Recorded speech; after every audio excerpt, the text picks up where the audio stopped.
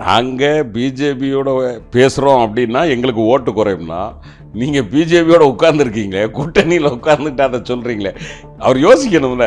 அதை தான் நான் பல நேரங்களில் சொல்கிறேன். எடப்பாடி சில நேரங்களில் தன்னை மறந்துடுறாரு அவருக்கு ஏப்பா திமுக பிஜேபியோட போகுது அப்படின்னா, அண்ணா பிஜேபியோட சேர்றாங்க, அண்ணா கொஞ்சம் நெருங்குறாங்கன்னு சொன்னால் திமுகவுக்கு ஓட்டு குறையும்னு சொல்கிறேன். அப்படி தானே விமர்சனம், ரைட்? கூட உட்காந்துருக்கியப்பா, அதுக்கு என்ன அர்த்தம்? அப்போ அவருக்கு புரியல இல்லை அது. அப்போ இந்த விமர்சனத்தை நம்ம வைக்கக்கூடாதுங்கிறது கூட அவருக்கு தெரியலையே.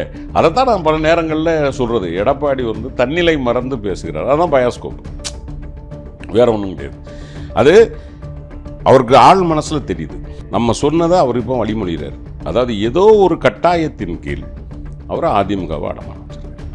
அதனால தான் அவரை அறியாமல் நீங்கள் பிஜேபியோட போகிறீங்க, நீங்கள் பிஜேபியை பார்க்க போகிறீங்கன்னு சொல்கிறது எதுக்காக சொல்கிறாரு? பிஜேபியை பார்க்க போனால் திமுகவுக்கு ஓட்டு குறையும்னு கருத்து.